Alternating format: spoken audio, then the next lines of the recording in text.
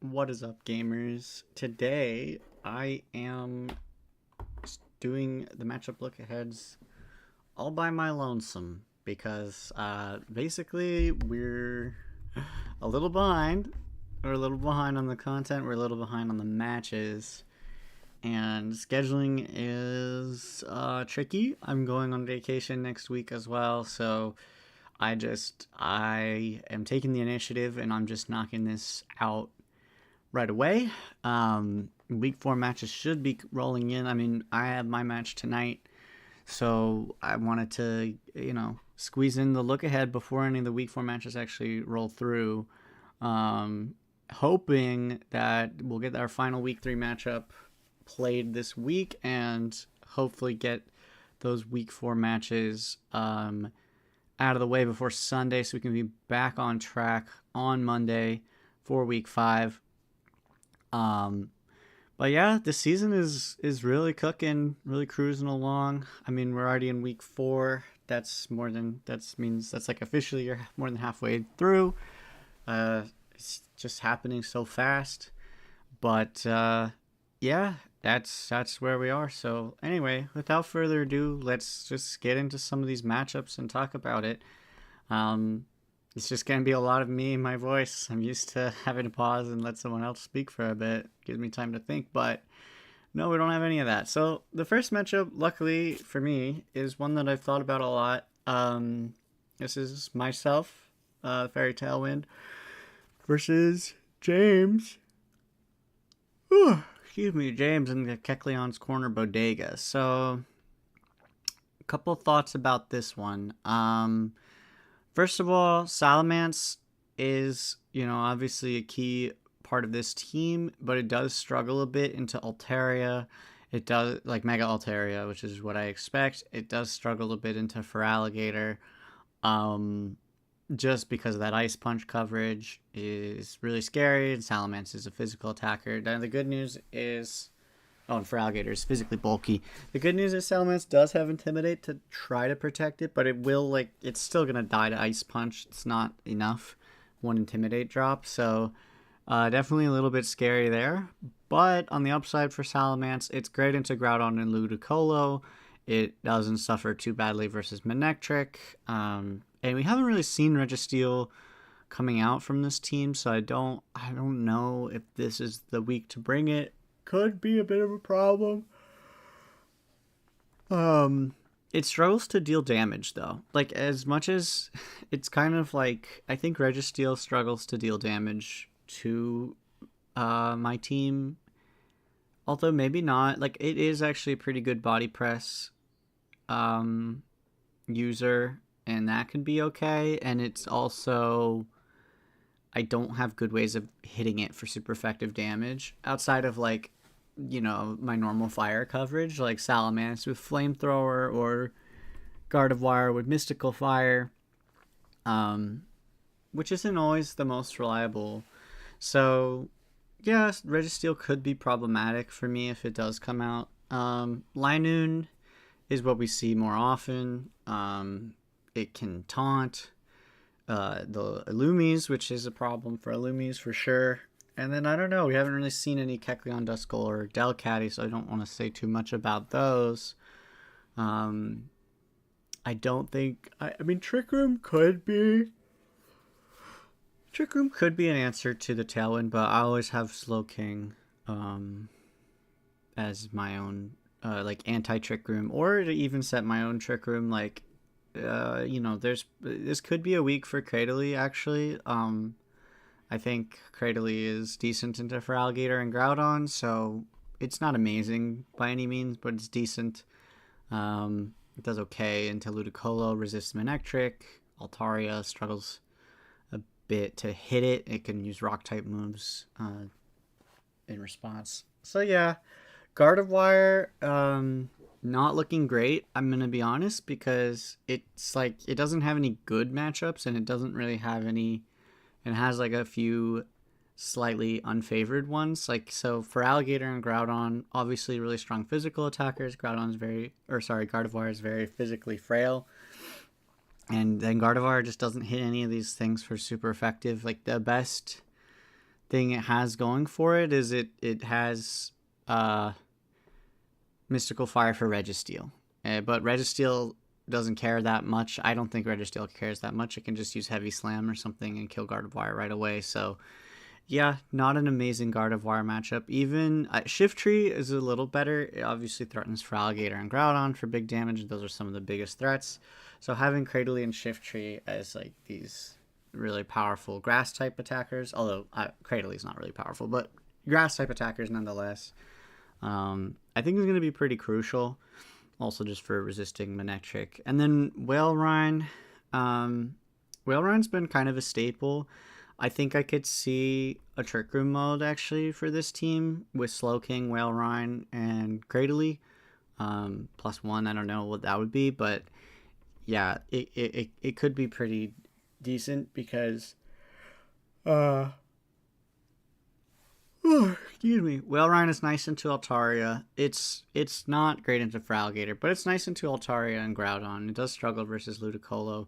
Slowking similarly struggles versus Ludicolo. So like Ludicolo is good versus a lot of the team, to be honest, but Salamence kind of has to be the one to deal with it. So that's a tricky situation where Salamence can easily dispose of Ludicolo, no problem, but everything else Ludicolo has a decent matchup because it even gets Ice Beam coverage, which threatens that Salamence. Like, Salamence can run dual Wing Beat, so Sash isn't too big of a problem, but we have seen a lot of Sash Ludicolo, and so it forced me into a situation where I kind of have to use dual Wing Beat, because if I just attack into Sash and then get Ice Beamed in return, Salamence doesn't live that Ice Beam, so yeah, Ludicolo is a big threat.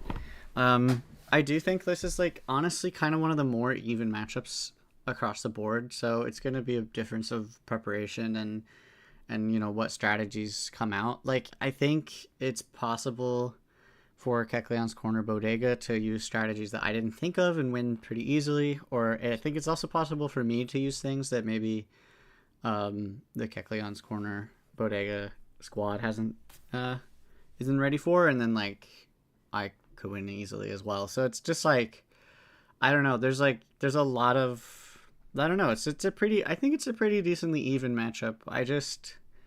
It's just a question of, will the Corner Bodega identify some of the weaknesses? Because I think they can. There are some things that I might not have a good answer for, but yeah, I don't know. I guess maybe I'm most scared of Registeel, so we'll see. If Registeel comes, it could be problematic, but we just haven't seen it yet, so I'm not too worried about it. But yeah, this could be the debut. Okay, the next matchup. This is the Setopolis Stooges versus Steampunks. And this one is I feel like on paper this is kind of one of the slightly worse matchups for Setopolis. Definitely one of the better teams. I mean, these are two really strong teams. I think in our power ratings, we rated both these teams as among the highest. But yeah, the Steampunks, they have a lot, and they've been showing kind of different Pokemon every week. Like, so you never know. One thing to watch out for is this Shedinja. Shedinja's only weak to Dark, Ghost, and Rock type moves. And the Setopolis Stooges, they aren't really running any of those types of moves in a normal case. So you sort of are forced to try to bring a Pokemon that has at least one of those, and maybe ideally even a couple. And Fire. Sorry, Fire as well. Shedinja's weak too. So I think like a Fire move from Rayquaza could be reasonable, because it also helps you with Metagross as well. So yeah, I wouldn't hate to see that, and you gotta watch out. This is like definitely one of the scarier Shedinja matchups where like it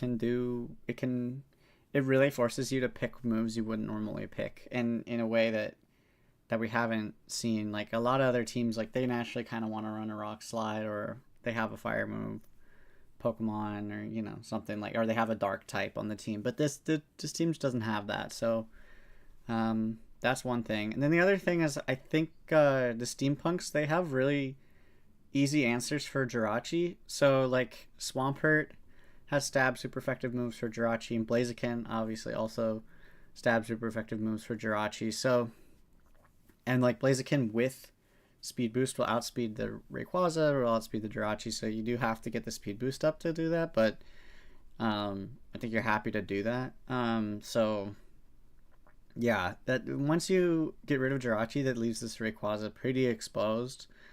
Blaziken also, like, it does kind of get boomed by Rayquaza. It does get wrecked by Melodic, but I mean, even Medicham can do a lot, and so like it's gonna be glass cannony, but it can still get its damage out. And like Rayquaza is thin enough that even uh even if the move isn't super effective, it can still do a lot of damage and put it Rayquaza in a position where it can only die in 2 hits. Metagross similarly has a pretty decent matchup across the board. Like there's really, you're struggling to hit Metagross for super effective with this team. You need like a coverage move. You don't have a stab way of hitting it. So it's a really nice Metagross matchup. It has priority moves, so it can hit Rayquaza before Rayquaza hits it with Bullet Punch. So that's pretty nice. And I think the Mega Metagross, it might just naturally be faster. I know it hits a speed of 110. I'm not actually sure what Mega Ray hits, so maybe that's something worth checking really quick. So if we look at the Gen 6 deck, Mega Rayquaza, 115. Okay, so the Mega Ray does have a slight speed advantage over Mega Metagross, so that could be a difference maker. But yeah, Metagross, it's just like it's a little tricky for Ray to hit it for super effective. And again, you gotta worry about that Shedinja. Other things, like, I don't know, Swellow can set Tailwind. There's not a lot of speed control on this team. I don't like Rayquaza does shut down the weather from Pelipper, but I just don't think Steampunks needs rain to succeed. I don't think we really haven't been seeing Melodic from the Stooges, but if Melodic does come, there's always like Rosalia. We saw Rosalia used to great effect against Kyogre in week 3, so it could be something to like slot into the team, but you only have so many slots, and you know it's not super obvious like what you might want to do. You could run Armaldo to try to hit Ray with rock type moves, but of course Delta Stream is gonna sort of eliminate that weakness. So I think your better bet is to just go for neutral moves. Rayquaza isn't that like physically bulky. I mean, it's kind of frail, so yeah, it can, you just want to like kind of trade blows with it as much as you can, because like once this Ray is gone, I don't think Melodic, Medicham, Slaking, like these Pokemon aren't really cleaning up against all these strong Pokemon, and especially with Shedinja potentially in the back, it's like really hard for like Melodic. I don't even know if Melodic can run a move that hits Shedinja, and like Medicham like probably has like Fire Punch, but it's like, and it sucks because you know now your Medicham has to run Fire Punch, and it's not really what it wants to do, right? So yeah, I don't know. It's, I have to like, you'd have to see the damage calcs and see like how much damage Ray can really do, like, because I don't really see Rayquaza getting one shot by anything on this Steampunks team, to be completely honest. So like that could be a problem. Like you don't have a nice type move to just throw at it. Maybe like Gorbis. Like Gorbis with Swift Swim, but like the rain's getting shut down, so you don't really get that, right? So like, you know, then you're just stuck with like this slow Gorbis that can probably die in one hit. Trying to use Ice Beam into Rayquaza, but only after Jirachi's dead will that even work. So it's tricky. I mean, it's definitely tricky, but I do think yeah, the best advantage Steampunks has is easy answers to Jirachi. So if you can clear Jirachi quickly, expose the Ray, and then take it down slowly, you know, before it does too much damage, then hopefully you get yourself in a position where the last two from Setopolis aren't as big of a problem. I mean, this team is really built around this Jirachi Ray combo, and everything else is a little bit less problematic. I mean, Medicham Slaking could be dangerous, but it's just hard because it's hard to find. Like, you need a lot of coverage to deal with both Metagross and Shedinja, which is, yeah. combo, I expect. So yeah, next matchup. This is the Sunny Shore Wakes versus the We Come in Peace. We've only seen We Come in Peace play 2 games. Um, and so far it's been a little bit dicey for them. They haven't found really like obvious combos. Sunny Shore Wakes, on the other hand, have found a lot of success using Sableye to quash for like semi speed control in combination with Mawile and Torkoal, and then Latias can just go fast and do a lot of damage. I'm not really sure how. So I think a lot of it comes down to like how well does Mawile and or Torkoal match up. I mean, I think that Mawile is pretty decent. I mean, like it can hit the Absol and the Hariyama for super effective. Even at Regice, it can hit for super effective, and Meganium as well. So yeah, it's got pretty good matchups. It doesn't do too much to Deoxys, but it doesn't really need to. Like Deoxys is not doing much to it, and Deoxys is frail, so it should win out there too. Just hitting for neutral. Camerupt is like one of the bigger problems, and I think Camerupt overall is probably one of the stronger Pokemon. I mean, like, so We Come in Peace, like, you might want to set this Trick Room up. It doesn't feel great to set Trick Room against a Sunny Shore Wakes team that kind of is built for Trick Room, but without a Trick Room setter. But like, Camerupt can do a lot here. Like, even hitting Sableye for neutral will do a lot of damage. You can obviously threaten one shots on Mawile and Torkoal. Mega Camerupt will speed tie the Torkoal, so that is like, it's kind of awkward because you're kind of gambling that you're gonna go first before Torkoal gets some like crazy eruption on you, but that might just be something you have to deal with. Now Deoxys can outspeed Latias. Doesn't really hit it for super effective though. I feel like Latias kind of just wins overall in that matchup. Like you're gonna be but then again, like I think if you're setting Trick Room for the Camerupt, then you're going for this. You're going for like a defense Latias. So you're not, or sorry, defense Deoxys. So you're not really like looking to necessarily try to kill the Latias like that. Um, it's tricky though because another thing is like you kind of like Meganium to deal with Sableye, to deal with Latias.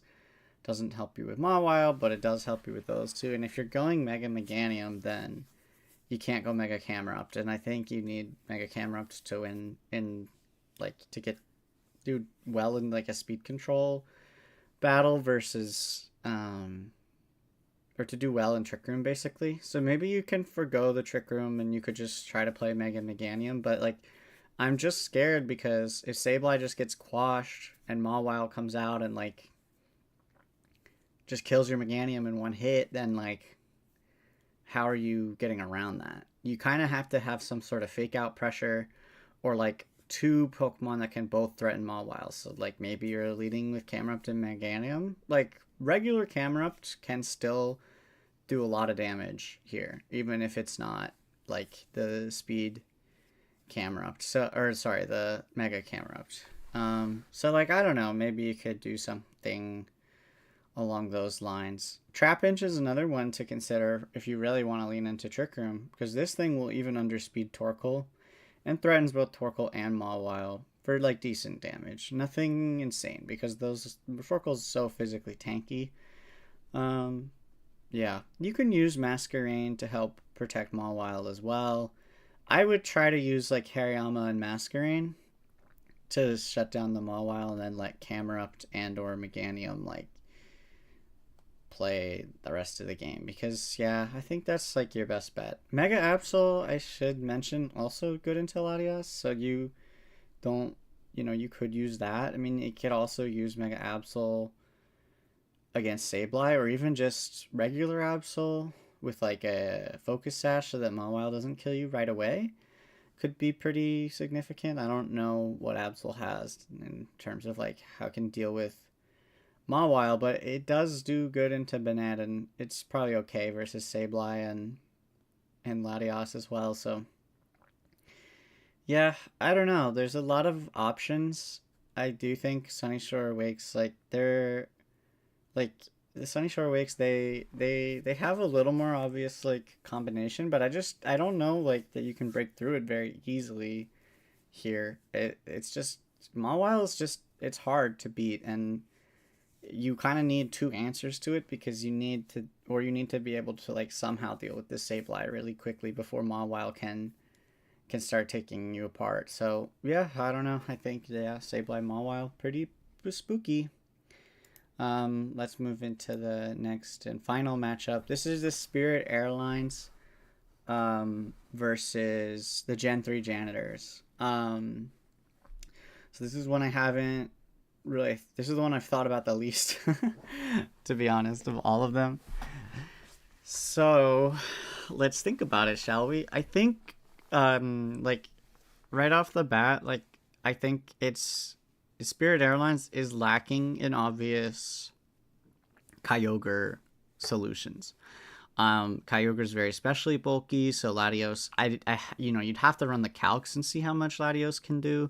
Crawdont, obviously can function pretty decently in the rain, like get big damage onto some of these other Pokemon, but I don't like Crawdont when you're facing down a water type and two grass types and like another dark water type. Like it just who are you hitting for super effective? Like really nothing. So you're kind of relying on getting a lot of damage from knockoff, which I mean it does work. Like don't get me wrong, and it helps a lot versus this Dusclops.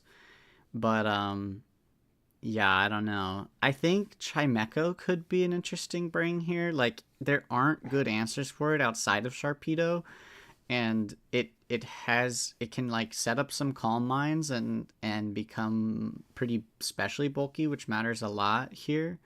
And then it's just yeah, it's gonna be a struggle to hit it for super effective. Like there's no fire type attackers, and there's really only Sharpedo for dark type. So yeah, I could see that being okay. I don't really love Aggron. Not a lot of physical attackers. Like you really want to deal with Kyogre, and like Volbeat helps a lot. Like Volbeat, especially having access to Prankster Taunt, is very meaningful. Like especially into Breloom to make sure you're not getting like spored into Dusclops just to shut down that Pokemon. Yeah, I don't know. It's interesting because are you going to go for a Trick Room mode if you're the Gen 3 Janitors, or are you going to try to go fast? Because I think there's a world in which you could try to go fast. Because, well, I don't know. It's tricky because with Volbeat, like, it can taunt your Dusclops, which will shut down your Trick Room, but it can also just use Tailwind faster than anything you can do. So that's gonna mean you're losing in a lot of the times you're losing if you're trying to go fast anyway. So I don't know. I mean, there's ways to outspeed even in Trick Room. You can go for like a Choice Scarf with Kyogre, setting up with like a Love Disc entrainment combination. Although if Love Disc gets taken out quickly, then that won't do anything. Then there's like with Sharpedo, you can obviously Mega Sharpedo or even just regular Sharpedo, you can get the speed boost going. It's just like you need 2 turns of speed boost realistically. And then like Sceptile is fast. Mega Sceptile is super fast, but I don't think it's like outspeeding you in Tailwind type of fast. So yeah, maybe you can't. Maybe you have to kind of go for the Trick Room, but I just worry you get taunted once and then it's like oops, you know. So I don't know. While I do think it's difficult for Spirit Airlines to deal with the Kyogre, it is easy for them to maintain speed control. And so if they keep that speed control up, it's really tricky. And they do have Lileep, so it's something to consider. Like Lileep can shut down this Kyogre to some extent. Now, you don't really even have a lot of Pokemon that are weak to water type attacks, so maybe it's not even that important. But, I mean, Kyogre wants to use water type attacks. So having Lileep even as a threat, because, like, you don't need, like, what else would you bring? Like, I think Lileep definitely comes as one of the 6. Does it come into every battle? It depends on how well the Gen 3 Janitors are finding themselves able to enable Kyogre. Because, like, Kyogre can water spout for neutral into, like, a lot of this team. I mean, there's also Wide Guard to contend with, though. So, like, yeah, I just feel like Spirit Airlines has a slight edge because you're gonna maintain speed control, and you have options against Kyogre, and so like But and then what? You know, like Sceptile won't be able to move before Latios, and so even Mega Sceptile will just get one shot. Sharpedo also, like, it won't be able to move first. So like, yeah, you're just gonna be in this really uphill speed control battle and just take too much damage, I think. So I don't know. You have to figure out a way. Maybe it's Mental Herb Dusclops. Maybe it's some kind of like. Does Breloom learn Fake Out? Like, I don't know. Like Lombre Dusclops feels pretty awkward, but. And then, you know, it's scary because Volbeat can always just have Covert Cloak, and then it's like, oops. So I don't know. It's yeah, I think it's tricky. But that's all we have. That is the week 4 look ahead. Those are my thoughts on the matchups. Thank you for tuning in. Hopefully next time I can have a co-host to join me, so you don't just have to listen to only my thoughts. My co-hosts always have thoughts that I don't have, and it really gives a better. I think it really gives a better, like a more holistic view into how these matchups can play. But we don't have time for that. We haven't had time for that this week. So, yeah, but that's all. Thank you for tuning in, and good luck in your matches.